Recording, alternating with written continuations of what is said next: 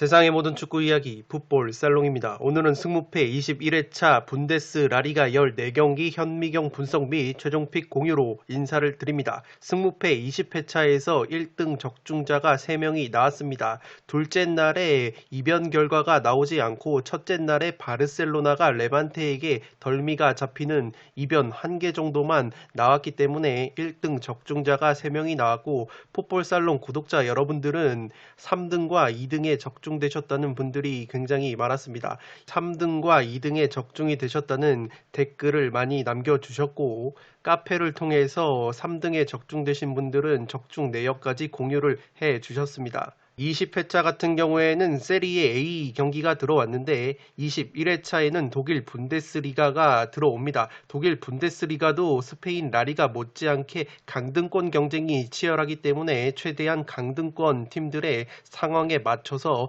동기부여적인 측면을 활용을 해서 분석을 해드리도록 하겠습니다. 항상 말씀을 드리는 것이 최종픽만 그대로 따라가실 경우에는 적중 확률이 떨어지십니다. 최대한 분석 내용에 기반을 해서 살롱 코멘트 위주로 분석 내용을 시청을 해주시고, 제가 최종픽뿐만 아니라 이 가로 안에 독식픽이나 투폴 추천을 드립니다. 최근에 현미경 분석을 보신 분들은 아시겠지만 독식픽으로 과감하게 추천을 드렸던 픽들이 상당히 이변 적중률이 높습니다. 따라서 구독자 여러분들이 분석 내용에 근거한 독식픽과 투폴 추천이기 때문에 마음에 와 닿으시면 이 나만의 픽에 적절하게 조합을 하시면 적중 확률이 올라가십니다.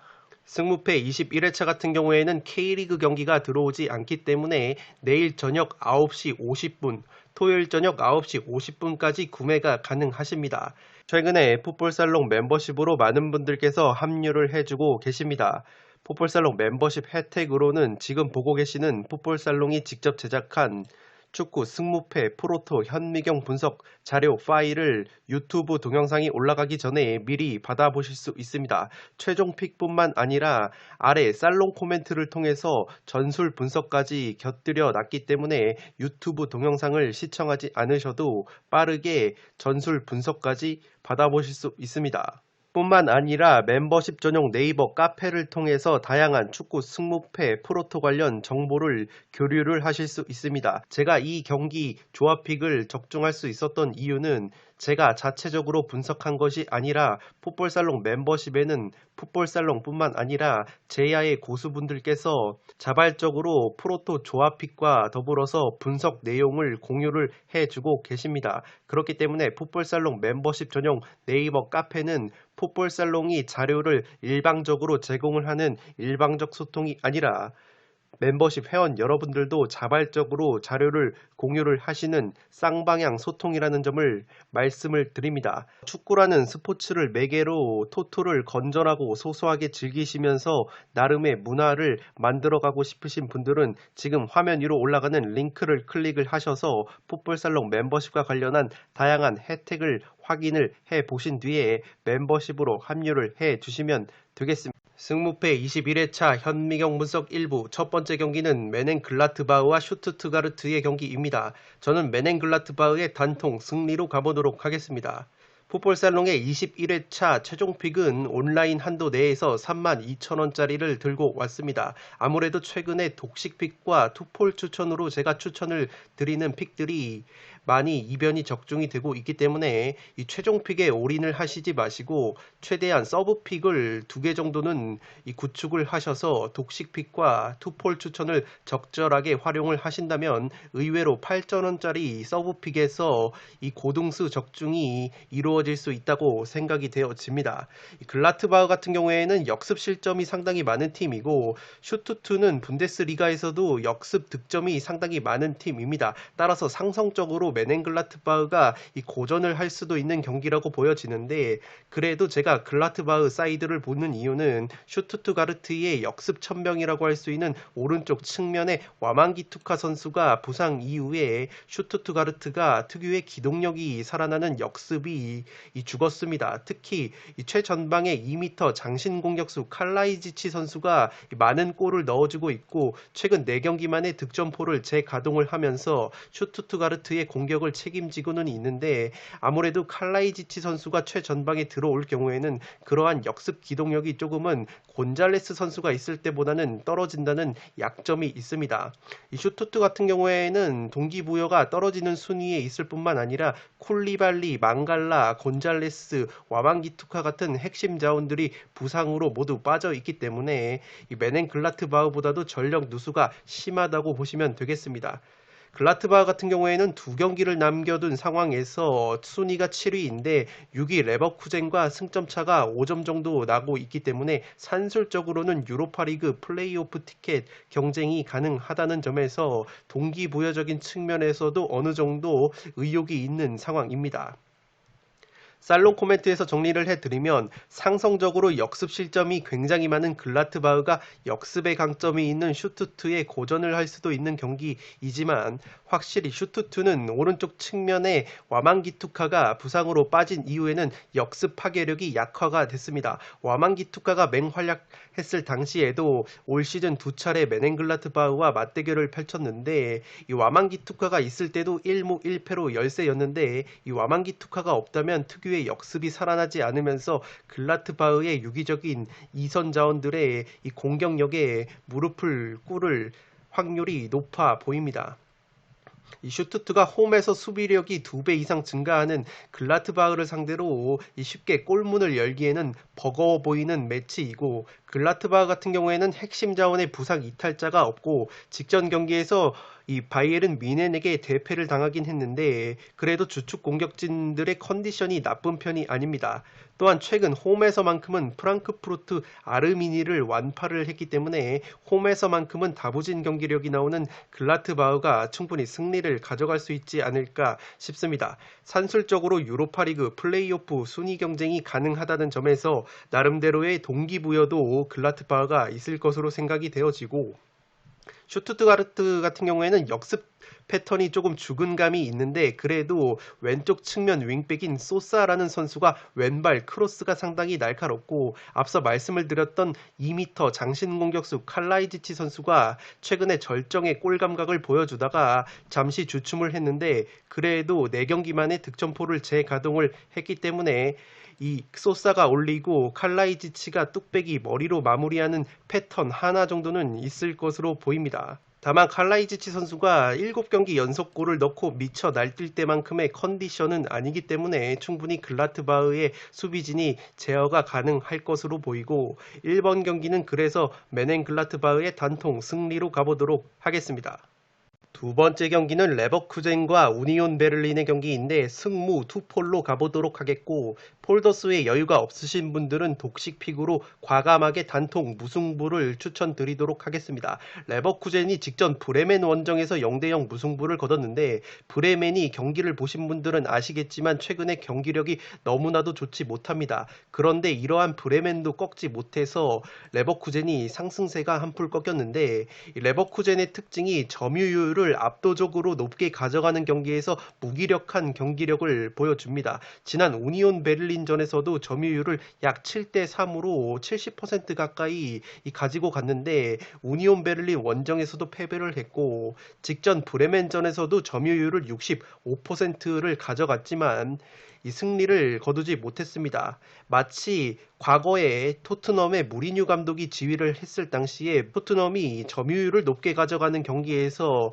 고전을 했었던 것처럼, 레버쿠젠 역시 지금 역습 득점이 상당히 많은데, 역습이 강한 팀들은 기본적으로 점유율이 이 상대팀과 팽팽하거나 오히려 점유율이 뒤질 때 선수비 후 역습을 칠 때 강점을 보여주는데, 레버쿠젠 역시 역습 패턴이 강한 팀이다 보니까 자신들이 점유율을 쥐고 주도적인 경기를 할 때 의외로 고전하는 모습이 있습니다. 따라서 우니온 베를린 전에서도 레버쿠젠이 이 점유율을 높게 가져간다면 우니온 베를린의 수비를 뚫는데 의외로 애를 먹지 않을까 싶습니다. 우니온 베를린은 홈과 원정을 비교해봤을 때 홈에서 훨씬 더 다부진 성적을 보여줍니다. 7승 8무 1패로 홈에서는 단 1패밖에 없고, 공격력과 수비력 역시 다부진 모습을 보여주는데, 원정만 가면은 4승 5무 7패로 성적이 좋지 못하면서 공격력과 수비력 모두 안 좋아지는 것이 우니온입니다.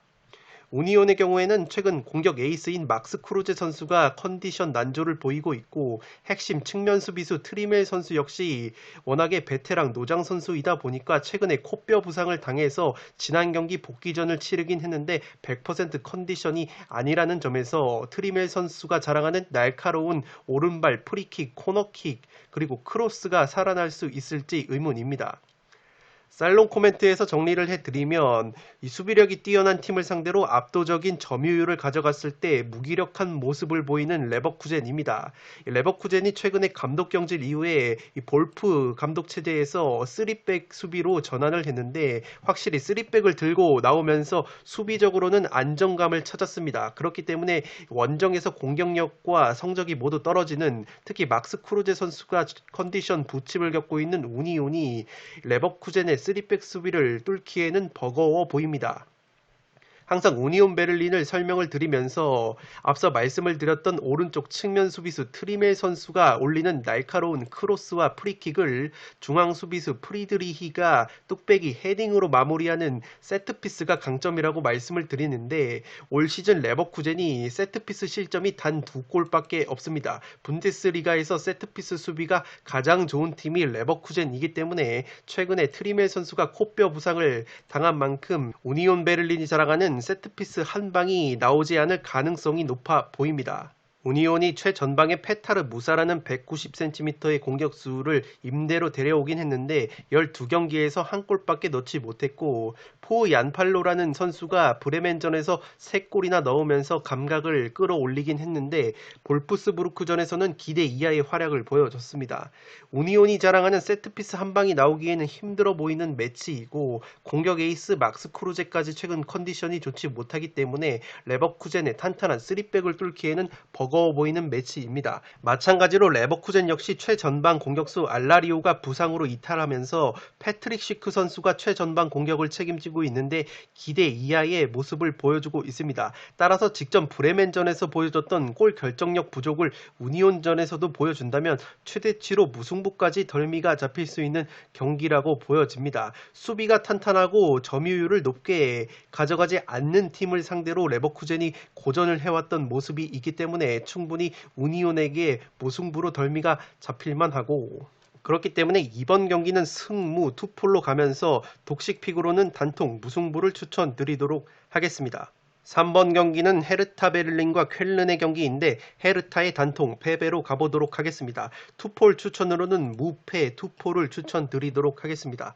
헤르타와 쾰른이 지금 강등권 경쟁을 펼치고 있는데, 헤르타 같은 경우에는 그래도 최근에 5경기에서 2승 3무 무패를 달리면서 순위를 13위까지 끌어올렸습니다. 상당히 잔류에 가까워진 모습인데, 그래도 산술적으로 봤을 때는 16위 아르미니와 3점 차이밖에 나지 않기 때문에 안정적으로 잔류를 확정하기 위해서는 쾰른전의 승리가 반드시 필요한 헤르타입니다.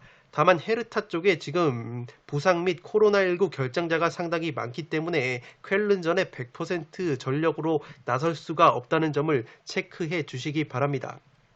공격수 루케바키오 선수가 샬케전 퇴장 징계로 인해서 나설 수가 없고, 에이스 마테우스 쿠냐 선수 역시 부상으로 인해서 경기에 나서지 못하고 있습니다. 코르도바 선수 역시 발목 부상으로 2경기째 결장 중이어서 이 헤르타의 핵심 공격 자원들이 모두 빠지거나 컨디션이 100%가 아니라는 점을 체크해 주시기 바랍니다. 미드필더 다리다 선수 역시 경고 누적 징계로 나설 수가 없고, 미드필더 귀행두지 선수는 시즌 아웃이 됐기 때문에 이 헤르타가 자랑하는 중원에서의 왕성한 활동량이 나오지 않을 가능성이 높아 보입니다.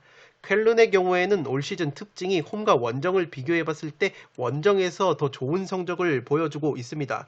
이 홈에서는 2승 5무 9패로 성적이 좋지 못한데 원정만 가면은 5승 3무 8패로 성적이 굉장히 5승이나 있으면서 상승이 되는 쾰른입니다. 직전 프라이부르크와의 홈 경기에서는 대패를 1대4로 당하긴 했는데 이 프라이부르크의 덜미가 잡히기 전에는 라이프치히를 꺾는 이변을 보여줬습니다. 또한 아우쿠스부르크까지 잡으면서 2연승을 달렸던 쾰른이기 때문에 충분히 전력 누수가 심한 헤르타를 상대로 좋은 경기를 보여줄 수 있지 않을까 싶습니다. 쾰른의 경우에는 지금 2경기를 남겨둔 상황에서 승점 29점으로 강등권인 17위에 위치해 있습니다. 15위 브레멘과 승점 차이가 2점밖에 나지 않기 때문에 헤르타전에 만약에 승리를 거둘 경우에는 남은 한 경기 결과에 따라서 잔류를 할 수도 있는 상황입니다. 사실상 승점 1점은 의미가 없는 상황이기 때문에 쾰른은 이 원정에서 강점을 보이는 만큼 승점 3점짜리 경기를 노릴 것으로 보입니다. 살롱 코멘트에서 정리를 해드리면 최근에 헤르타가 꾸역꾸역 무패 흐름을 가져가고는 있는데 핵심 공격 자원들의 이탈과 중원 자원의 이탈 그리고 코로나19 여파로 인한 선수단의 뎁스 문제가 겹칠 것으로 보입니다. 이 쾰른 같은 경우가 무게중심이 높지 않은 팀인데 그래도 중원에 욘드레이 두다, 레즈 베차이, 스키리 같은 선수들이 굉장히 많은 활동량을 가져갑니다. 특히 스키리 같은 선수는 분데스리가에서 활동량이 1위를 달리는 선수이기 때문에 헤르타가 최근에 부상 및 코로나19 여파로 인해서 선수단의 피로감이 증가한 상황에서 이 쾰른이 자랑하는 중원에서의 왕성한 활동량을 버티기에는 버거워 보이는 매치입니다. 이 설상가상으로 귀행두지와 다리다라는 이 중원에서 왕성한 활동량을 가져가는 헤르타의 미드필더들이 부상 및 징계로 빠지기 때문에 쾰른이 자랑하는 미드필더들의 왕성한 활동량에 중원부터 압도를 당하지 않을까 싶습니다. 더욱이 쾰른이 올 시즌 원정에서 더 좋은 모습을 보여주는 팀이고 헤르타 벨린이 역습의 강점이 있는 팀이지만 루케바키오와 마테우스 쿠냐, 코르도바가 모두 출전이 불투명하기 때문에 쾰른을 상대로 승리를 가져가기엔 버거워 보이는 매치이지 않나 싶습니다. 원정에서 강한 쾰른이 중원에서 활동량 우위를 가져가면서 승리를 거두거나 최근 그래도 헤르타가 꾸역꾸역 버티는 힘이 있기 때문에 최대치로는 안정적으로는 폴더스의 여유가 있다면 무승부까지 받쳐볼 만한 그림이지 않나 싶습니다. 따라서 3번 경기는 과감하게 헤르타의 단통 패배로 가보도록 하겠고 이 불안한 분들은 무승부까지 바치실 것을 추천드리겠습니다. 4번 경기 역시 3번 경기와 마찬가지로 분데스리가에서 치열한 강등권 경쟁을 펼치고 있는 두 팀이 맞붙습니다. 아우쿠스과 브레멘의 경기인데 저는 아우쿠스부르크의 단통 승리로 가보도록 하겠고 투폴 추천으로는 무승부까지 바치실 것을 추천드리겠습니다. 제가 아웃국 쪽으로 가는 이유는 최근에 아우쿠스부르크가 감독이 바뀌었습니다. 바인치얼이라는 감독이 부임을 했는데 이 감독이 누구냐면 지난 2014-15 시즌에 아우쿠스부르크를 이끌고 리그 5위를 차지했던 감독입니다. 당시에 유로파리그 진출을 성공을 했던 아우쿠스부르크이고 바인치얼 감독이 아웃국의 전성기를 이끌었던 감독이라는 점에서 충분히 분위기 반전에 이 성공을 할 여지가 있어 보입니다. 직전 슈투트가르트 원정에서는 1대2로 패배를 당하긴 했는데 이 슈투트를 상대로 무려 슈팅을 21개나 때리면서 확실히 공격적으로 개선이 된 아웃국입니다. 바인치얼 감독의 특징이 뭐냐면 역습을 주로 활용을 하고 측면 공격을 굉장히 잘 활용을 한다는 이 특징이 있는데 이 아우쿠스부르크에서 바인치얼 감독과 호흡을 맞췄던 안드레 한 선수가 아우쿠스부르크의 핵심적인 공격 역할을 하고 있기 때문에 그러한 호흡이 이번 브레멘전에서 나올 확률이 있어 보이고 2014-15 시즌 당시에는 우리나라의 지구특공대라고 불렸던 지동원 선수와 구자철 선수 그리고 홍정호 선수가 맹활약을 했었던 이 바인치얼 감독 사단의 아웃국이었기 때문에 충분히 그러한 좋은 기억을 살린다면 브레멘을 잡으면서 잔류에 한 걸음 다가설 수 있지 않을까 싶습니다.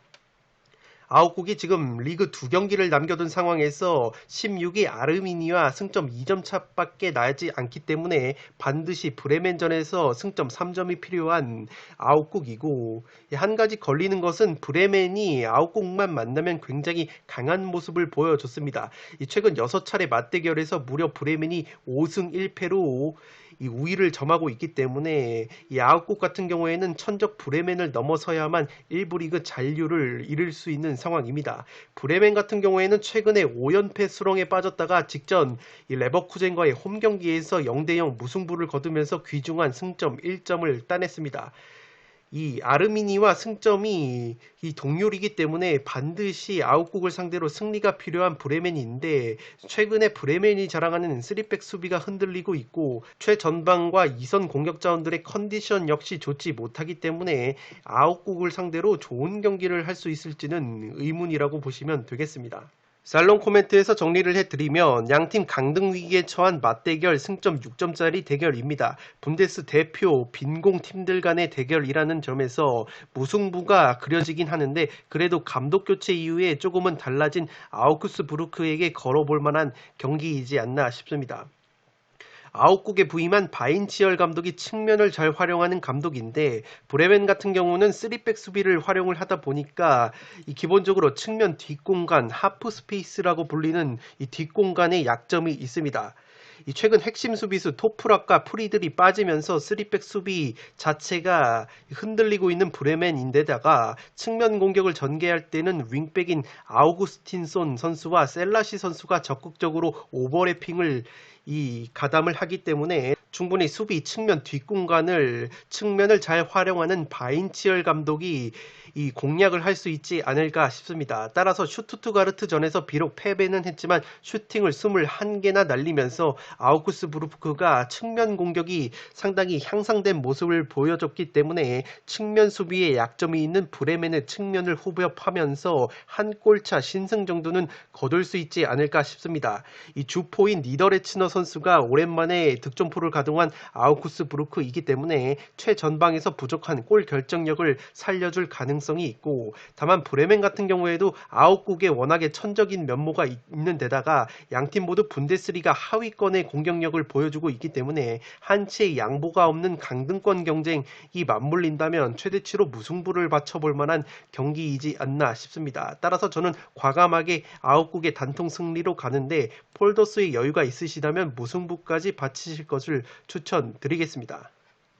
5번 경기는 아르미니와 호펜하임의 경기인데 승패 투폴로 가보도록 하겠고, 폴더스의 여유가 없으신 분들은 아르미니의 단통 패배를 추천드리도록 하겠습니다. 제가 아르미니의 승리까지 조금은 가져가고 싶은 이유는 아르미니가 올 시즌 홈과 원정을 비교해봤을 때 홈에서 무려 6승이 있습니다. 원정에서는 지금 2승 6무로 무승부가 조금 많은데, 홈에서만큼은 빠꾸 없는 경기를 하면서 승리 아니면 패배를 거두는 모습을 보여주고 있습니다. 최근에 리그 5경기를 놓고 봤을 때 2승 2무 1패로 패배가 단 1패밖에 없는 아르미니이기 때문에 아르미니의 고점 경기력이 나온다면 충분히 1부 리그 잔류를 확정한 호펜하임을 상대로 이변을 노려볼 수 있지 않을까 싶습니다. 다만 제가 단통픽으로 이 아르미니의 단통 패배를 추천드린 이유는 최근에 아르미니의 주축 공격 자원들의 컨디션이 좋지가 못합니다. 일본 선수로 우리나라 이 팬들에게도 익숙한 도안리츠 선수가 7경기 무득점 침체에 빠져 있고, 클로스 선수 역시 2경기째 무득점 수렁에 빠져 있습니다. 공격수 코르도바 선수 같은 경우에는 코로나19 최근에 양성 판정을 받았기 때문에 이 공격 3총사의 컨디션이 좋지 못하다는 점에서 충분히 아르미니가 무기력하게 패배를 할 수 있는 매치라고 보여지고, 그래도 호펜하임을 오롯이 믿기에는 호펜하임이 지금 홈과 원정을 비교해봤을 때 확실히 원정에서 더 좋지 못한 성적을 보여줍니다. 특히 홈에서는 7승 3무 6패로 경기당 1.88골이라는 화력을 보여주는데, 원정만 가면은 그 화력이 경기당 1.19골로 줄어듭니다. 수비력 역시 원정에서 더 하락을 하는 호펜하임이기 때문에 충분히 홈깡패 아르미니가 이 이 일을 터뜨릴 수 있지 않을까 싶습니다. 원정에서는 득점력이 지금 19골로 하락이 되고 수비력 역시 하락을 하는 호펜하임이기 때문에 1부 리그 잔류를 확정한 호펜하임이 동기부여적인 측면에서 아르미니에게 밀리는 모습이 있다면 충분히 패배로 덜미가 잡힐 수 있지 않을까 싶습니다. 살롱 코멘트에서 정리를 해드리면 아르미니로서는 잔류를 위해서는 승점 3점이 필요합니다. 지금 강등 플레이오프 순위인 16위이기 때문에 반드시 승점 3점이 필요한 아르미니이고 더욱이 아르미니가 올 시즌 홈에서는 무승부가 단 한 차례에다가 승리가 6번이나 될 정도로 빠꾸 없는 경기를 하기 때문에 이 의외로 무승부는 잘 나오지 않을 것 같습니다. 호펜하임은 지금 이미 1부 리그 잔류를 확정을 했기 때문에 부담감이 없는 상황이고 주축 공격 자원들인 크라마리치를 필두로 해서 컨디션이 나쁘지 않은 상황이기 때문에 제 아무리 원정에서 성적과 공격력 수비력 모두 좋지 못하다는 약점이 있지만 그래도 아르미니가 무리해서 적극적으로 승점 3점을 노린다면 호펜하임이 자랑하는 이 역습 퀄리티 있는 역습 한 방에 무너질 가능성이 높아 보입니다. 이 호펜하임이 역습 실점이 굉장히 많은 팀이고 이 아르미니 같은 경우에는 역습에 조금 강점이 있다고 볼 수 있는데 앞서 말씀을 드렸던 것처럼 도안리츠 선수가 최근에 무득점 행진이 길어지고 있고 코르도바 선수 역시 코로나19 양성 판정을 최근에 받았었기 때문에 아르미니 역시 기동력을 살리는 역습이 살아나지 않을 가능성이 높아 보입니다. 호펜하임이 최근에 골 감각이 살아난 크라마리치를 앞세운 퀄리티 있는 역습 한 방으로 승리를 가져갈 수도 있지 않을까 싶습니다. 따라서 5번 경기는 승패 투폴로 가보도록 하겠고 폴더스의 여유가 없으시면 아르미니의 단통 패배를 추천드리도록 하겠습니다. 6번 경기는 마인츠와 도르트문트의 경기인데 무패 투폴로 가면서 이변을 조금 바치도록 하겠습니다. 마인츠가 보 스벤손 감독이라고 마인츠 출신 선수 출신 감독이 들어오면서 3백 수비가 상당히 탄탄해졌습니다. 시즌 초 중반만 하더라도 강등이 유력해 보였던 마인츠였는데 이 선수 출신 보 스벤손 감독이 들어오면서 3백 수비가 상당히 탄탄해졌습니다. 최근 리그 5경기에서 3승 2무 패배가 없는 마인츠이고 그렇기 때문에 순위가 12위까지 끌어올렸기 때문에 1부 리그 잔류가 상당히 유력한 상황입니다. 이 산술적으로는 아직 확정이 되진 않았지만 충분히 거의 확정이라고 봐도 되겠고 최근 9경기에서 5승 3무로 패배가 없습니다. 그 과정에서 무려 홈에서는 바이에른 뮌헨을 2대1로 꺾었을 정도로 강팀 킬러다운 면모를 보여주고 있는데 스벤손 감독 부임 이후에 강팀들만 만나면 펄펄 날아다니는 마인츠 입니다. 레버쿠젠과 2대2로 비겼고 메넨글라트바흐에는 2대1 승리, 바이에른 뮌헨과는 2대1 승리, 프랑크푸르트와는 1대1 무승부를 거뒀을 정도로 강팀들이 마인츠의 5백 수비만 만나면 이 정신을 못 차리는 부분이 있습니다. 직전 맞대결에서도 도르트문트와 1대1로 비겼었던 마인츠이기 때문에 제 아무리 1부 리그 잔류가 유력하다고는 하나 이 동기부여적인 측면도 무장이 되어 있을 것으로 보입니다. 도르트문트 역시 마인츠 못지않은 상승세입니다. 모든 대회 5경기 5연승의 상승세이고 직전 새벽에 펼쳐진 라이프치히와의 포칼컵 결승에서 4대1 완승을 거뒀습니다. 그 경기에서 핵심 공격 원투펀치인 제이든 산초와 홀란드 선수가 각각 2골을 넣어주면서 맹활약을 했기 때문에 지난 1대1 무승부 이 아쉬웠던 승부를 서력을 할 것으로 보입니다. 살롱 코멘트에서 정리를 해드리면 지금 도르트문트 같은 경우에는 챔피언스 리그 티켓 경쟁이 상당히 치열하게 이루어지고 있습니다. 2경기를 남겨둔 상황에서 승점 58점으로 4등에 위치한 도르트문트인데 5위 프랑크푸르트와 1점 차가 나고 위로는 3위 볼프스부르크와는 2점 차이밖에 나지 않기 때문에 남은 2경기에서 모두 승리를 거둬야만 다음 시즌 챔피언스 리그 진출에 성공을 할 수가 있습니다. 마인츠의 경우에는 사실상 승점 1점만 따도 잔류가 확정적이기 때문에 절대 무리를 할 것 같진 않고 특유의 3백, 5백 수비를 앞세워서 탄탄한 조직력을 보여줄 것으로 보입니다.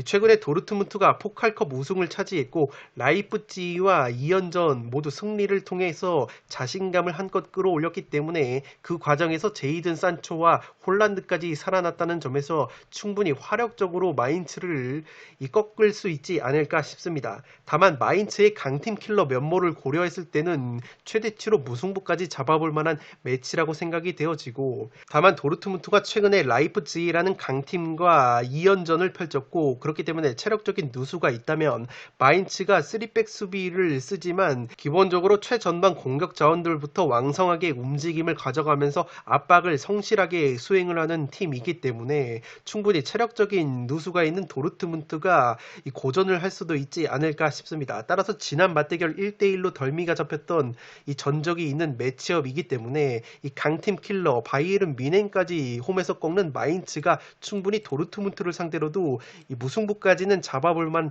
하지 않을까 싶습니다. 더욱이 도르트문트가 홈과 원정을 비교해봤을 때 확실히 원정에서 실점도 많아지고 성적이 좋지 못하기 때문에 충분히 마인츠가 무승부까지는 노려볼 수 있는 경기라고 생각이 되어집니다.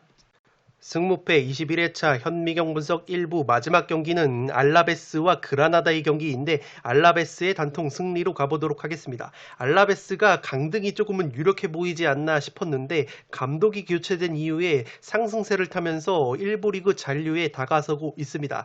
카예아 감독이라고 비아레알을 이끌었던 명장이 부임을 하면서 최근 경기 3승 3무 1패 상승세를 타고 있습니다. 카예아 감독의 지도력과 더불어서 주포 호셀로 선수가 최근에 맹활약을 해주고 있고, 이 호셀로 선수뿐만 아니라 주축 공격 자원들의 컨디션도 나쁘지 않은 상황입니다. 파체코 골키퍼가 선방을 보여주고 있고, 따라서 공수에서 굉장히 개선된 경기력을 보여주고 있는 알라베스이기 때문에 유로파리그 탈락 이후에 의욕이 꺾인 그라나다를 상대로 충분히 상승세를 이어갈 수 있지 않을까 싶습니다. 알라베스를 항상 말씀을 드리면서 라리가에서 제공권이 최상위권이고 세트피스 득점이 상당히 많다는 점이 특징입니다. 그라나다 같은 경우에는 원정 대표 고자팀인데 원정에서 실점이 굉장히 많습니다. 원정에서 36골이나 먹어서 실점 1등을 달리고 있고 홈과 원정을 통틀어서도 실점이 제일 많은 팀이 그라나다이기 때문에 최근에 공격력이 살아나고 있는 알라베스의 고공 공격과 빠른 역습 공격을 막아내기에는 버겁지 않나 싶습니다. 더욱이 세트피스 실점이 10골로 많기 때문에 세트피스 득점과 제공권의 강점이 있는 알라베스를 상대로 상당히 고전을 할 수 있지 않을까 싶습니다. 핵심 측면 자원인 캔디디 선수 역시 부상 중이기 때문에 2선에서의 파괴력이 약해진 그라나다이고 두 경기를 남은 상황에서 1부 리그 잔류가 일찌감치 확정이 됐기 때문에 이 톱10 진입밖에는 다른 동기부여가 없는 상황입니다. 살롱 코멘트에서 정리를 해드리면 그라나다는 확실히 유로파리그 탈락 이후에 동력을 잃은 듯한 느낌입니다. 이미 1부 리그 잔류가 일찌감치 확정이 됐기 때문에 별다른 동기부여가 없고 알라베스의 경우에는 카예아 감독 부임 이후에 3승 3무 1패 상승세를 타면서 1부 리그 잔류에 거의 근접을 했습니다. 최근 주포 호셀루와 공격진들의 컨디션이 나쁘지 않고 수비 쪽에서는 파체코 골키퍼가 선방쇼를 보여주고 있기 때문에 공수에서 확실히 개선이 된 상황입니다.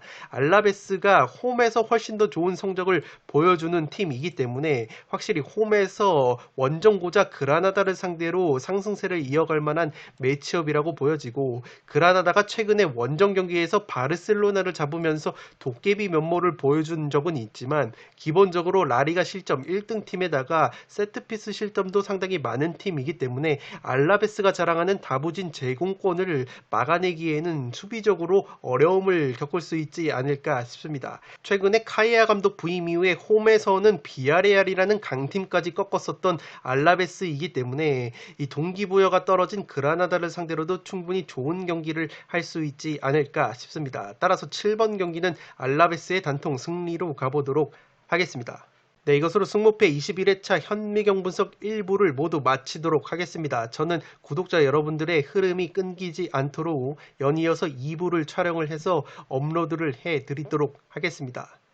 영상이 도움이 되신 분들은 좋아요와 구독 버튼을 눌러주시면 풋볼살롱 채널에 크나큰 힘이 됩니다. 구독 버튼 옆에 종 모양의 알림 설정을 해주시면 그 누구보다 빠르게 양질의 축구 승무패 프로토 관련 컨텐츠를 만나보실 수 있습니다. 지금까지 풋볼 살롱이었습니다. 감사합니다.